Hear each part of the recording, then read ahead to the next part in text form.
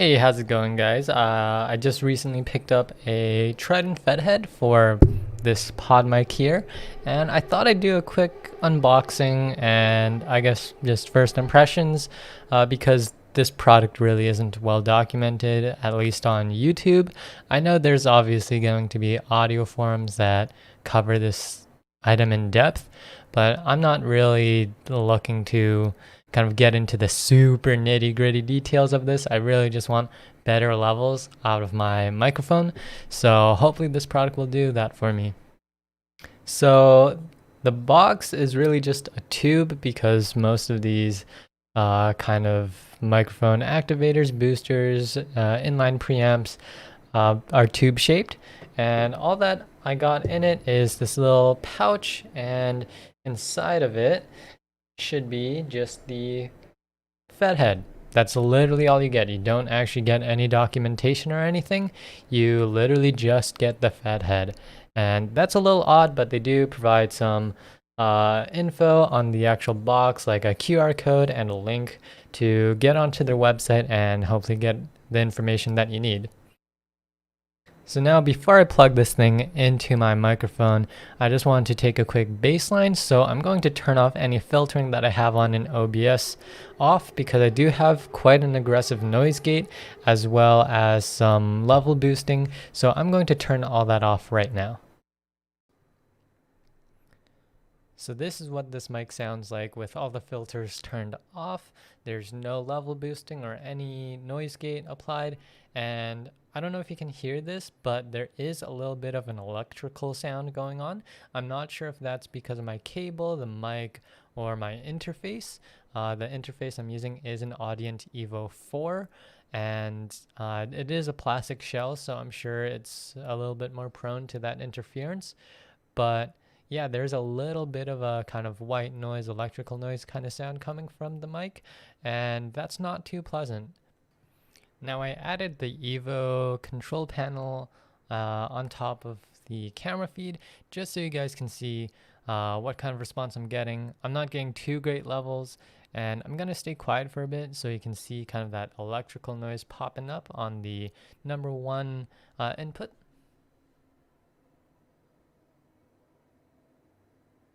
So yeah, you can see it kind of like fluctuating up and down, and you can also see that I have the gain completely maxed out. So I'm not getting great levels out of this mic right now. I will admit that I am a bit of a softer speaker. So this interface does say it has 58 decibels of gain. I'm not quite sure if I believe that because I've seen some documentation say it has 50, but it could also just be that because I do speak quite softly, that it isn't picking me up as well as it could. Okay, so now this is with the Fethead in. You can kind of see it a little bit down to here, as well as 48 volts phantom power on, because that's what most of these inline preamps require.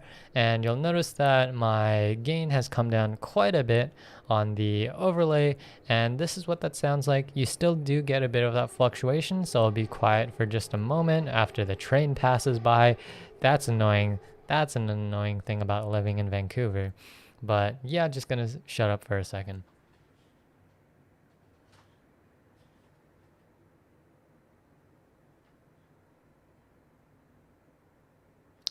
So yeah, so there is definitely still a bit of that extra noise, but this does let me kind of sit a little bit further away from the mic without kind of disappearing, I guess. But yeah, so far looks pretty good. So now I'm actually monitoring my audio properly, and from what I can hear, I'm not actually getting any of that weird electrical noise. I think it is probably the interface's preamp that's causing that. But with the Fethead, I'm not getting that anymore. Any kind of fluctuations in levels when I'm just completely quiet is probably just background noise because I do have kind of a balcony right outside of my room and the train passes by. It's a busy street, so some of that might be getting picked up. It also is a bit of a windy day, so yeah. In terms of the quality of my voice coming through the mic, I don't really notice a very appreciable difference, but Also, you hear your own voice differently, I guess. But ultimately, I don't think there's a huge difference. I'm going to be using this mic mainly for speaking, and I do notice that most of these inline preamps do have, if there are any differences, it's going to be in the extreme low range or extreme high range, which isn't going to be super applicable to vocals, or I guess speech in my case. If you really want to get into the nitty gritty of these devices, there are better YouTubers for this, like Julian Krause or SoundSpeeds, I think their channel is. And those guys do a really good job of really diving in deep into this kind of tech, if that's something you're interested in. Personally, I do like to watch the content and stuff, but it's not something that really concerns me. Some people might also be wondering why the Fethead over things like a Cloudlifter or SE Dynamite or Clark Technic CT1. And the thing about the Clark Technic, it's very not documented at all, and it's super hard to get your hands on one. If I could, I totally would, but the music store, my local music store, says that it's back ordered. It should take about 2 weeks to get into the warehouse, but just for the Fethead, which they had in stock at the warehouse, took about 3 weeks to get to me. And honestly, with how kind of shady Behringer Clark Technic is being right now in terms of shipments, and I don't really know if I trust that 14-day mark. But apart from that, the SE Dynamite looks really cool, and it seems to function a little bit better in terms of just the gain that you get. But it looks like dynamite, so if I do travel with it, I don't want it to cause an issue. I don't think it should, but on the off chance that it does, I also believe that the SE Dynamite is a little longer than the Fethead, and honestly, it's more expensive. I believe the SE Dynamite in Canada, at least, is around $150, where the Fethead is maybe $110. So you're getting maybe 2-3 less decibels, at least rated. But honestly, I think for most interfaces, that shouldn't make a huge difference, because your interface should be able to give it enough power. Apart from that, there's also the Cloudlifter, which a lot of people talk about and a lot of people like. And personally, I would love to have one, but that stuff's expensive. Honestly, I don't need that. The Fethead does a great job by itself, and I do like the fact that it plugs directly into the mic. Yes, I do have this long thing coming out of my mic now, but personally it doesn't really bother me because it's not in my line of sight when I'm playing games or talking or recording videos. And also getting the preamp closer to the mic is typically beneficial. I'm not running long cable runs, so it isn't really an issue. But on the off chance that I do end up doing that, I don't want it to be a point of concern for me. I just want to plug it right in and have it work. So ultimately, I think the Fethead was a great purchase for me. The previous levels I was getting out of this weren't great.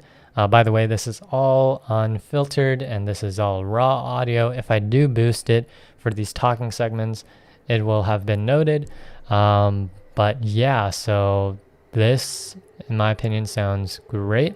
And I think the Fethead is probably the most affordable and available option out there in terms of these inline preamps, because it is, again, around $100, while other options are a bit more expensive and the package is pretty small.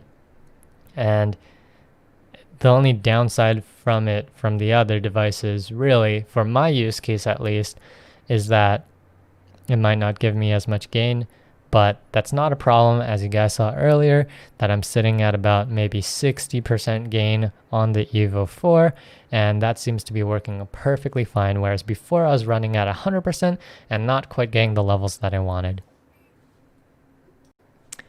So yeah, that's going to wrap up this video. Hopefully it was helpful, because again, honestly, the Fethead isn't really well documented online. I was doing research on these products before I made my purchase, but there isn't a whole lot that isn't on forums. And personally, I like to intake my content through video because it gives me kind of a good idea of what a mic improvement can be in terms of online content, because if you're listening to raw audio files, while it is probably the best demonstration of audio quality differences, it's not really a tangible difference at the end of the day for me if I'm uploading content to the internet for the most part. If I'm doing like professional work, then I'll want to look at those raw audio clips for sure, but I'm not. I'm just some person who does videos for fun, who streams for fun, and all that, again, nitty gritty detail, frankly, isn't really the most important to me. So yeah, if you guys have any questions about this device, honestly, I'm probably not the person to ask about it, but you can leave a comment or head on over to my Twitch, where I'll be streaming almost daily whenever I feel like it, really. But that way you can get in on a closer to one-on-one conversation with me if you do have kind of ongoing questions about this device. Thanks for watching, and I'll catch you guys in the next one if there is another video, because honestly, I'm just doing this for fun now.